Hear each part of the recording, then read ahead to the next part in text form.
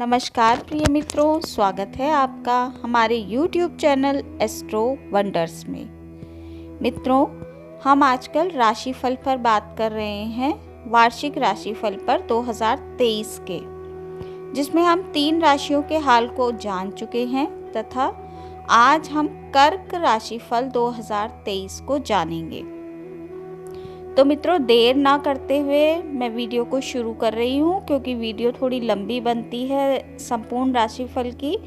इस वीडियो में मैं आपको सभी फैक्टर्स को बताऊंगी, यानी आपका प्रेम, आपका स्वास्थ्य, आपका व्यापार, धन, विवाह आदि सभी विषय पे हम बात करेंगे। लेकिन सबसे पहले हम ऑल ओवर राशिफल को जानेंगे कि पूरा वर्ष हमारे लिए कैसा रहने वाला है। तो चलिए शुरू करते हैं वीडियो को। मित्रों, इस वर्ष कर्क राशि के जातकों के लिए 17 जनवरी से शनि की ढैया प्रारंभ हो रही है, जिसे हम कंटक शनि भी कहते हैं। 17 जनवरी को शनि जो है वो आपके अष्टम भाव में प्रवेश कर जाएंगे और इसी भाव में विराजित रहेंगे पूरे 2.5 वर्ष तक। इसीलिए शनि की इस स्थिति का प्रभाव आपको प्राप्त होगा। देवगुरु बृहस्पति वर्ष की शुरुआत में ही आपके भाग्य स्थान के स्वामी के रूप में भाग्य स्थान में ही रहेंगे, तो वो आपको लाभ देते रहेंगे और आपकी सभी तरीके से रक्षा करते रहेंगे। यही देवगुरु बृहस्पति 22 अप्रैल को मेष राशि में गोचर करते हुए आपकी कुंडली के 10वें भाव में राहु के साथ गोचर करेंगे और गुरु चांडाल दोष का निर्माण करेंगे। इसके पश्चात जब 30 अक्टूबर को राहु आपके कर्म स्थान से यानी 10वें भाव से निकलकर भाग्य स्थान में प्रवेश करेंगे और केतु का गोचर आपके 3रे भाव में होगा, तो यह समय आपके लिए सुदूर यात्राओं के लिए अनुकूल होगा। यह स्थिति वो स्थिति होगी जब लंबी यात्राएं आपको सुखद अनुभव देने वाली होंगी। इसके अतिरिक्त अन्य ग्रह भी समय समय पर अपना गोचर करते रहेंगे। तो मित्रों, 2023 में जो सबसे बड़ा परिवर्तन आपके लिए होने जा रहा है वह है शनि का, जो कि आपकी मानसिक स्थिति को काफ़ी हद तक प्रभावित कर सकता है और आपके जीवन में मानसिक तनाव दे सकता है। तो वहीं आपके करियर में कुछ अच्छे परिणाम भी आपको इससे प्राप्त हो सकते हैं।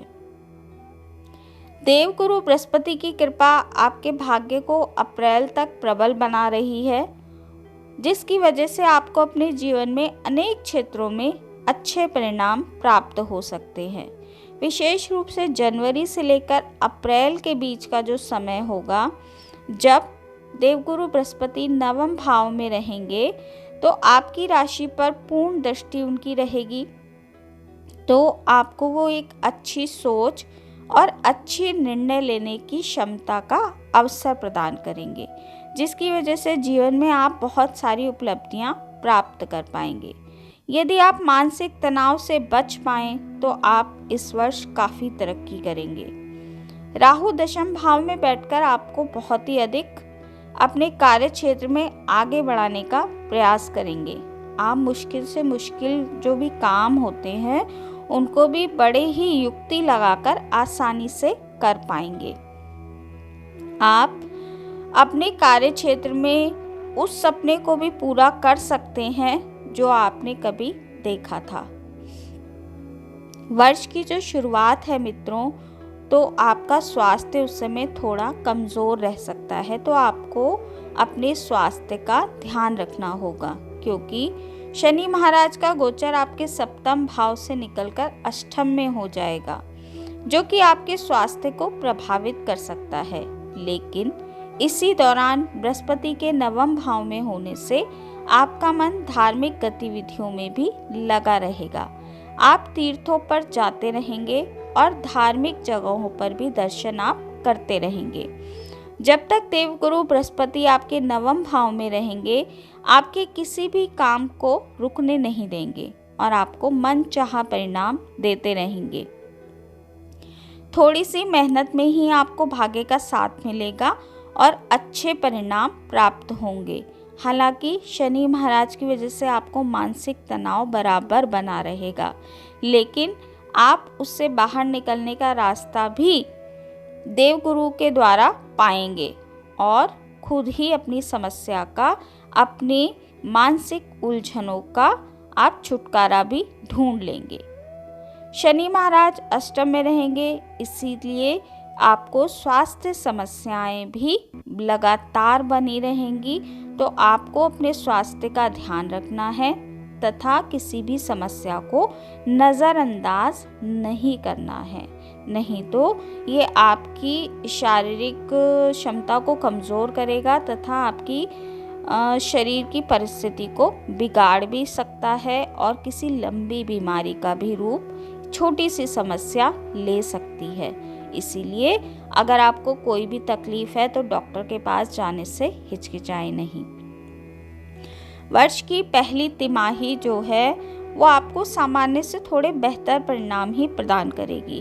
कार्यों में आपके विघ्न नहीं आएंगे, आपकी रुकी हुई योजनाएं भी पूर्ण होने लगेंगी, जिससे आप आर्थिक रूप से अच्छा महसूस कर पाएंगे।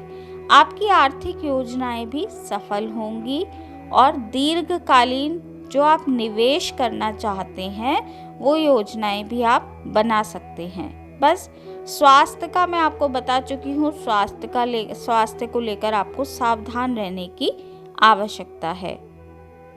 वर्ष का जो शुरुआती महीना है जनवरी से लेकर अप्रैल यानी वर्ष की पहली तिमाही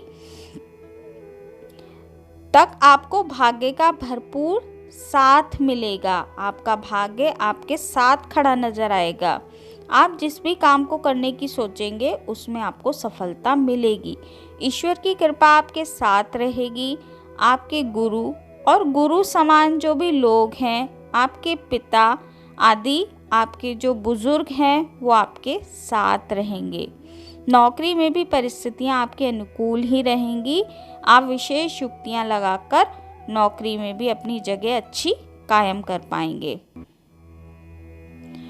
इसके बाद ससुराल पक्ष से आपको थोड़ी कमी देखने में मिल सकती है, क्योंकि शनि महाराज की दृष्टि आपके ससुराल पक्ष पर रहेगी। तो इस बात का आप ध्यान रखें कि कहीं ससुराल पक्ष से कोई विवाद खड़ा ना हो। राहु और केतु क्रमशः आपके दशम और चतुर्थ भाव में रहेंगे। पहली तिमाही में भी रहेंगे और दूसरी में भी रहेंगे। वे अक्टूबर में अपना राशि परिवर्तन करेंगे, तो पारिवारिक जीवन में भी वे थोड़ा तनाव बढ़ा सकते हैं। अष्टम भाव में बैठकर शनि महाराज दूसरे भाव को देखेंगे, पंचम भाव पर अपनी दृष्टि डालेंगे, जिसकी वजह से आपके जो घर परिवार के लोग हैं, आपका कुटुंब है, उनमें सामंजस्य की थोड़ी कमी रहेगी और वाद विवाद किसी प्रकार का जन्म ले सकता है। हालांकि बृहस्पति महाराज आपको सही निर्णय लेने वाला तथा आपकी सोच को सही दिशा देने वाला बनाएंगे, जिससे आप चुनौतीपूर्ण परिस्थितियों से भी बाहर निकल पाएंगे।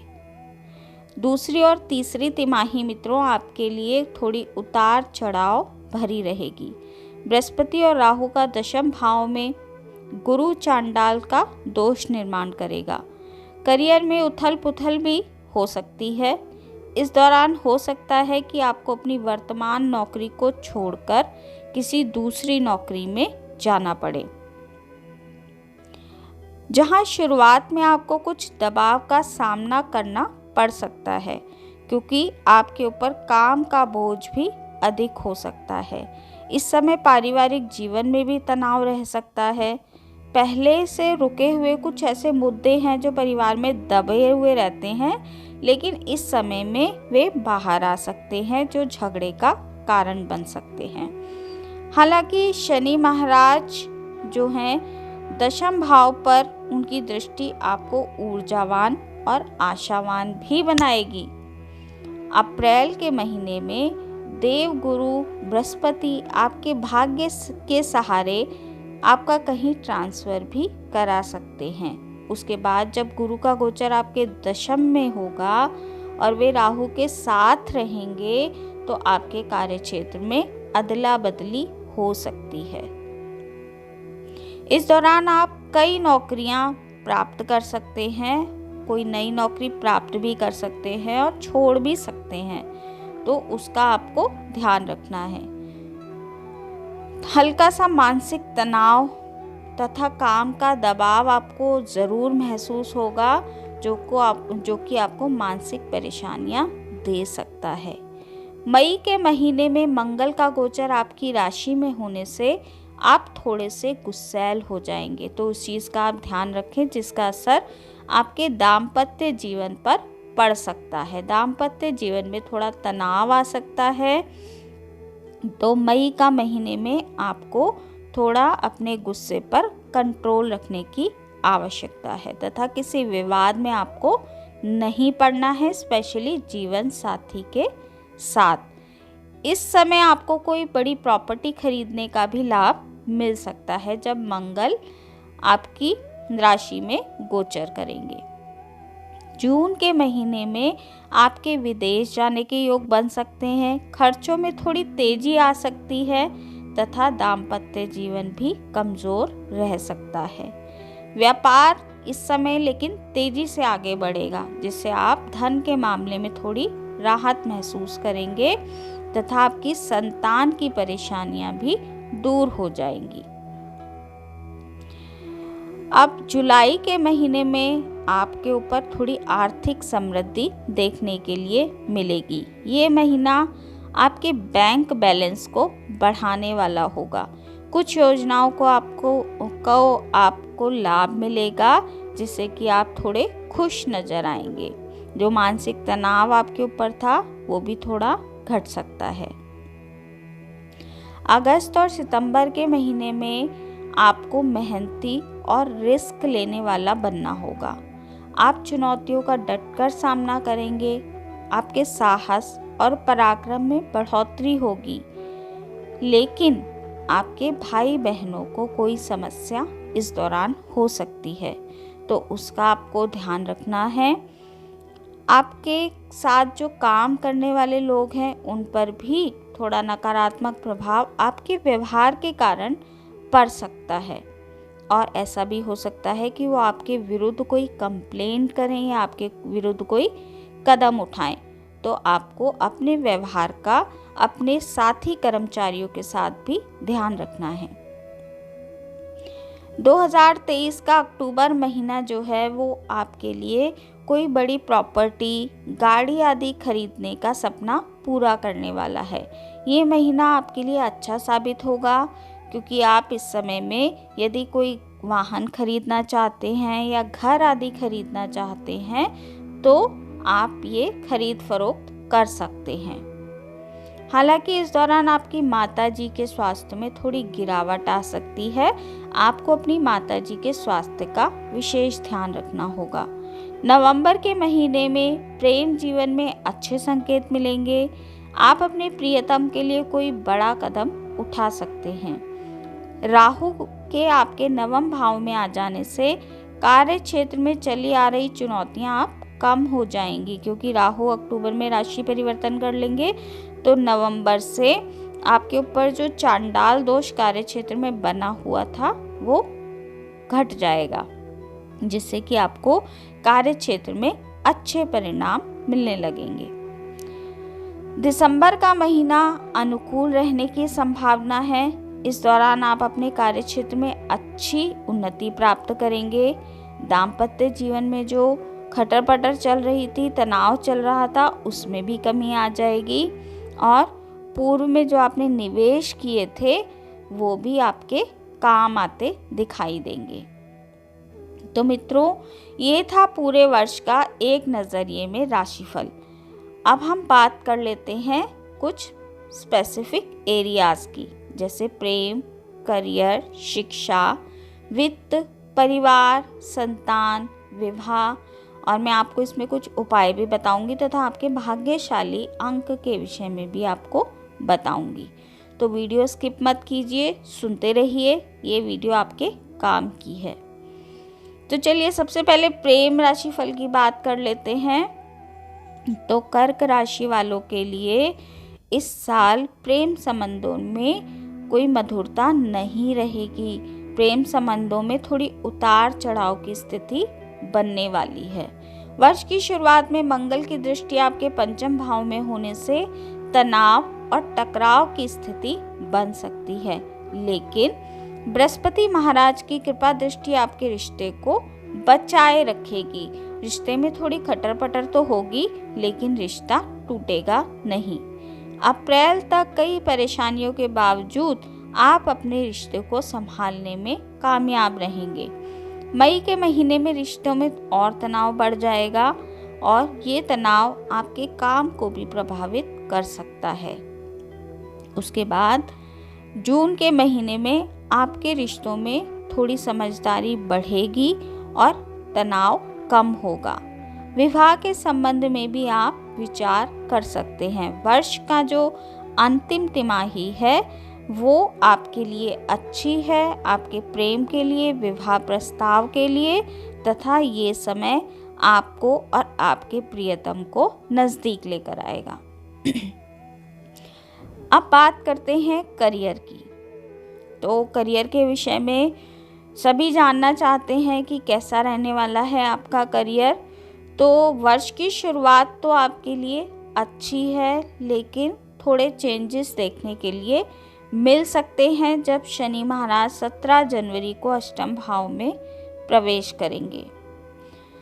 आपके जो कार्य क्षेत्र में, काम में आपकी रुचि तो बढ़ेगी। बृहस्पति की कृपा से आपको भाग्य का साथ भी मिलेगा। 22 अप्रैल तक तो सब कुछ ठीक दिखाई देता है और बृहस्पति महाराज जब 22 अप्रैल से आपके दशम भाव में प्रवेश करेंगे और वहां से आपके छठे भाव को भी देखेंगे, उस समय नौकरी में परिवर्तन के योग दिखाई देते हैं।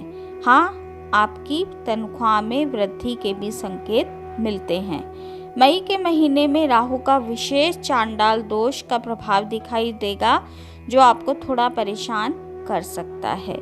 तो आपको अपनी भावनाओं पर नियंत्रण रखना होगा।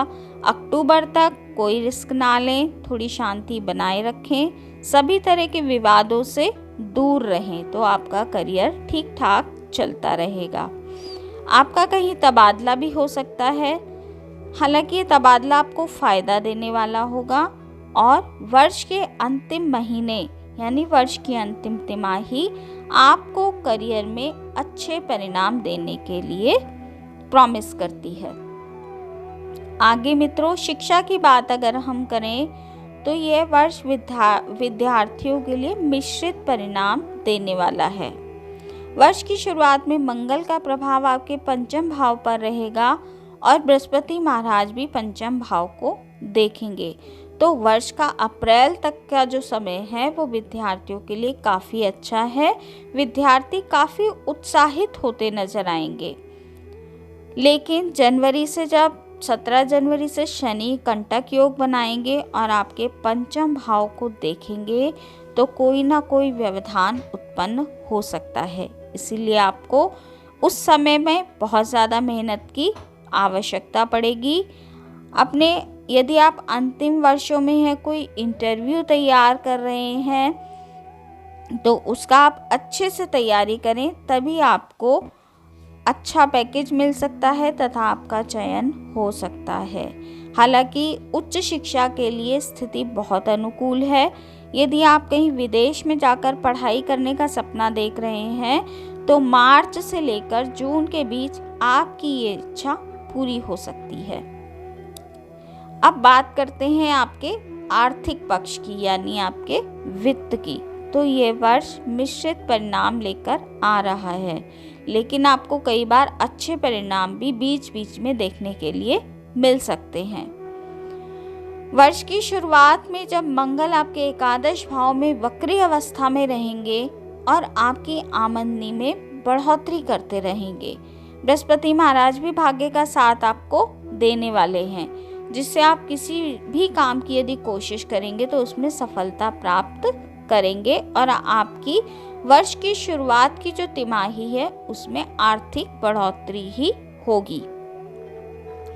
अप्रैल तक आपको भाग्य का साथ मिलेगा। अप्रैल के महीने में सूर्य महाराज भी आपके एकादश भाव में रहकर आपकी आमदनी में वृद्धि के संकेत देते हैं। शनि महाराज पूरे वर्ष आपके अष्टम भाव में बने रहेंगे। तो यदि आप किसी भी तरह का कोई बड़ा निवेश करने की सोच रहे हैं तो हो सकता है आपका पैसा कहीं डूब ना जाए। तो बड़ा निवेश आप सोच समझ कर कीजिए, बल्कि मैं तो कहूँगी अभी मत कीजिए। मई से जुलाई के बीच का जो समय है वो और अधिक तनाव वाला होगा। धन को लेकर कुछ चिंताएं रह सकती हैं। हालांकि अगस्त के महीने में जब सूर्यदेव आपके दूसरे भाव में गोचर करेंगे तो आपके बैंक बैलेंस में थोड़ी बढ़ोतरी होती नजर आती है। सितंबर और अक्टूबर के बीच आपको थोड़ा सोच समझकर चलना होगा। इस दौरान भी आपको आर्थिक चुनौतियों का सामना करना पड़ेगा। वर्ष की अंतिम तिमाही आपके लिए थोड़े खर्चे अधिक लेकर आ रही है। परिवार में खर्चों में वृद्धि होगी और घर में कोई आवश्यक वस्तु भी आप खरीद सकते हैं जिसमें आपका बड़ा खर्चा होता दिखाई देता है। लेकिन दिसंबर से आपकी आमदनी में अधिक वृद्धि होने लगेगी। इसके बाद बात अगर आपके परिवार की करें तो मित्रों, परिवार के लिए भी यह वर्ष कोई बहुत अच्छा साबित नहीं होता दिखाई देता। अप्रैल तक तो आपको पारिवारिक जीवन में थोड़ा तनाव का सामना करना पड़ेगा। राहु और केतु का प्रभाव आपके चौथे और 10वें भाव पर रहेगा। शनि अष्टम में बैठकर आपके दूसरे और पंचम भाव को देखेंगे, जो कि संतान और कुटुंब के लिए अच्छा नहीं है। जनवरी में मंगल भी आपके दूसरे और 5वें भाव को देखेंगे। इसीलिए आपके परिवार में इस वर्ष थोड़ा तनाव देखने के लिए मिल सकता है। आपका मन थोड़ा व्यथित हो सकता है। मई के महीने में जब गुरु और राहु का चांडाल दोष निर्मित होगा तो आपका पारिवारिक जीवन इससे पूरी तरीके से प्रभावित होगा। आपके पिता की सेहत में गिरावट देखने के लिए मिल सकती है तथा परिवार का माहौल कुछ बिगड़ सकता है। तो ये एक ऐसा फैक्टर है जिसका आपको बहुत संभल कर ध्यान रखना है। अपने परिवार में छोटी छोटी कलह को जन्म ना दें और इस बात को समझें कि ग्रह दशा आपके पारिवारिक जीवन के लिए अनुकूल नहीं है। तो जितना हो सके शांति बनाए रखें। बात अगर आपकी संतान की करें तो यह वर्ष संतान की स्थिति के लिए प्रारंभिक रूप से अच्छा रहेगा। बृहस्पति महाराज भी अपनी दृष्टि पंचम भाव पर डालेंगे। मंगल की भी दृष्टि रहेगी। ये दोनों ही स्थितियां आपके बच्चों को प्रगति देंगी, उनके अंदर उत्साह का संचार करेंगी और किसी भी काम को करने में मददगार बनेंगी। हालांकि इसी बीच जब शनि अष्टम में गोचर करते हुए पंचम को देखेंगे तो आपको अपनी संतान के स्वास्थ्य को लेकर वर्ष भर थोड़ी चिंता में रहना पड़ सकता है। तो बच्चे की स्वास्थ्य का ध्यान रखें तथा डॉक्टरों से परामर्श लेते रहें। बात अगर आपके विवाह की करें तो वैवाहिक जीवन जो है वर्ष की शुरुआत में थोड़ा चुनौतीपूर्ण दिखाई देता है। उसके बाद 17 जनवरी को जब आपके शनि अष्टम में चले जाएंगे तथा दूसरे भाव को देखेंगे तो दाम्पत्य जीवन में तनाव बढ़ेगा, ये मैं आपको बता चुकी हूँ। ससुराल पक्ष से भी संबंध मधुर नहीं रहेंगे। बृहस्पति महाराज की कृपा आपको थोड़ी बहुत चुनौतियों से बचाए रखेगी। धीरे धीरे स्थिति सामान्य होगी। जब मंगल अपना राशि परिवर्तन करते रहेंगे तो दाम्पत्य जीवन में थोड़ा ध्यान देने की ज़रूरत है। कभी तनाव कम हो जाएगा और कभी ज़्यादा।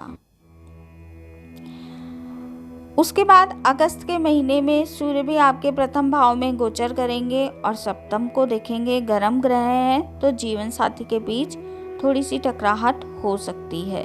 राहु केतु के प्रभाव से पारिवारिक जीवन में पहले ही आपके तनाव चल रहा होगा, जिसकी वजह से थोड़ा सा समय ध्यान देने वाला है। मंगल के चौथे भाव में जब गोचर होगा तो समस्याएं सामने आएंगी। इसके पश्चात जब 30 अक्टूबर को राहु आपके नवम भाव में और केतु तीसरे में आ जाएंगे तो चुनौतियां कम हो जाएंगी। यानी वर्ष की अंतिम तिमाही आपके दाम्पत्य जीवन के लिए सुखद है तथा आप दाम्पत्य जीवन का अच्छे से लुत्फ उठा पाएंगे और आपका दाम्पत्य जीवन वर्ष की अंतिम तिमाही में अच्छा रहेगा। अब बात करते हैं आपके संपत्ति तथा वाहन की। तो मित्रों, यह वर्ष इस दृष्टिकोण से थोड़ा मध्यम ही रहेगा। इस वर्ष जब तक राहु केतु का प्रभाव आपके चतुर्थ भाव में है तो किसी भी तरह की गाड़ी या संपत्ति खरीदने से आपको बचना चाहिए, क्योंकि आपके लिए ज़्यादा बहुत फल देने वाली नहीं होगी। 30 अक्टूबर के बाद जब राहु केतु ये अपनी राशि परिवर्तन कर लेंगे और आपके तीसरे और नवम भाव में चले जाएंगे तो ये वाहन खरीदने के लिए सुंदर योग बनेंगे। और 30 नवंबर से 25 दिसंबर के बीच शुक्र महाराज जब आपके चौथे भाव में गोचर करेंगे तो यह समय वाहन और संपत्ति खरीदने के लिए सबसे उत्तम समय होगा। इस समय आप किसी भी तरह की चल या अचल संपत्ति खरीद सकते हैं जो कि आपको फायदा देने वाली होगी। अब बात आपके स्वास्थ्य की कर लेते हैं मित्रों की स्वास्थ्य के लिए यह वर्ष कैसा रहने वाला है। तो आपका यह वर्ष स्वास्थ्य के दृष्टिकोण से शुरुआत में कुछ कमजोर रहेगा, क्योंकि शनिदेव अष्टम में गोचर करेंगे तो आपको इस समय किसी भी दीर्घकालीन रोग की संभावना दिखाई देती है। तो आप डॉक्टर के संपर्क में रहें तो अच्छा होगा। ऐसी स्थिति से बचने के लिए आपको लगातार अपने स्वास्थ्य का चेकअप कराते रहना चाहिए तथा छोटी छोटी चीज़ों को भी नज़रअंदाज नहीं करना चाहिए। मई का महीना स्वास्थ्य के दृष्टिकोण से कमजोर साबित हो सकता है। इस दौरान आपकी छाती या फेफड़ों में संक्रमण हो सकता है। मौसमी बीमारियां आपको पकड़ सकती हैं। तो आप वर्ष भर अपनी शारीरिक समस्याओं से बचने के लिए डॉक्टर के संपर्क में रहें, अपने खान पान का ध्यान रखें तथा योगासन आदि करते रहें। अब बात करते हैं धन की कि ये वर्ष धन लाभ के लिए कैसा रहने वाला है।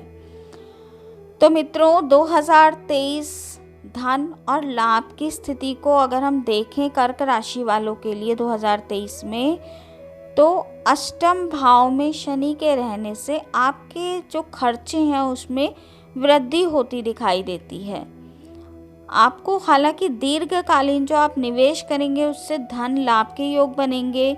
आपकी आर्थिक योजनाएं सफल होंगी क्योंकि बृहस्पति महाराज आपके नवम में गोचर कर रहे हैं, तो उसका आपको लाभ मिलेगा। जनवरी से अप्रैल तक का समय आपको लाभ प्रदान करेगा। अप्रैल और मई के महीनों में सरकारी क्षेत्र से आपको लाभ मिल सकते हैं। अगस्त के महीने में आपको कोई पेरेंटल प्रॉपर्टी यानी पैतृक संपत्ति का लाभ मिल सकता है। हालांकि इस वर्ष आपके बैंक बैलेंस में बढ़ोतरी दिखाई देती है, यानी आपके जो धन में जो संचय होगा वो थोड़ा बढ़ भी सकता है, लेकिन वर्ष के अंतिम जो महीने हैं उसमें आपके खर्च में वृद्धि आएगी और धन की उपलब्धता में भी वृद्धि आएगी। तो खर्चे भी रहेंगे लेकिन धन भी आता जाता रहेगा। तो धन की आवक इस वर्ष रहेगी लेकिन खर्चे भी उसी स्थिति में रहेंगे। तो आप दोनों ही चीज़ों में बैलेंस यदि आप बना पाते हैं तो यह वर्ष आपके लिए ठीक ठाक साबित होगा। अब बात करते हैं हम भाग्यशाली अंक की। तो मित्रों, आपके लिए कर्क राशि वालों के लिए भाग्यशाली अंक 2 और 6 माना जाता है। ज्योतिष शास्त्र के अनुसार जो 2023 है उसका योग 7 है तो इस प्रकार यह वर्ष कर्क राशियों वालों के लिए थोड़ा मध्यम ही साबित होगा। आपके लिए थोड़े बीच बीच में यह वर्ष थोड़े अनुकूल योग बनाएगा तथा अधिकतर यह वर्ष आपके लिए चुनौतियां लेकर आ रहा है। तो इन चुनौतियों का सामना करने के लिए आर्थिक तथा मानसिक रूप से, शारीरिक रूप से अपने आप को तैयार करें ताकि आपको चुनौतियों का सामना करने की हिम्मत मिल सके। अब बात करते हैं आपके लिए ज्योतिषीय उपायों की, जिससे आपकी चुनौतियां भी कम होंगी और आपकी परेशानियां भी कम होंगी। तो सबसे पहले तो आपको पूर्णमासी का व्रत रखना चाहिए, जिससे आपको मानसिक परेशानियों में इजाफा ना हो और मानसिक परेशानियां कम हो। सोमवार के दिन भगवान शिव की पूजा करनी है। शिव जी का जो सहस्त्र नाम स्रोत है तथा शिव अष्टक का आपको पाठ करना है। सोमवार का व्रत आपको निरोगी तो बनाएगा ही, साथ ही आपको धन की आवक भी बनाए रखेगा और व्यापार में उन्नति देगा। तो मित्रों, यदि आपको समस्या अधिक हो रही है तो सोमवार के व्रत के साथ साथ आप शिव तांडव स्रोत का भी पाठ कर सकते हैं, तो आपको उससे अच्छा लाभ मिलने के योग बनेंगे। मित्रों, आज की इस वीडियो में इतना ही। कर्क राशि वालों के लिए हमने जाना कि साल ये कैसा रहने वाला है। तो वीडियो अगर अच्छी लगी हो तो लाइक कीजिए, वीडियो को शेयर कीजिए तथा चैनल को सब्सक्राइब भी कीजिए। कमेंट करके बताइए कि वीडियो आपको कैसी लगी। तो मिलती हूँ आपसे अगली वीडियो में अगली किसी रोचक जानकारी के साथ। तब तक के लिए नमस्कार।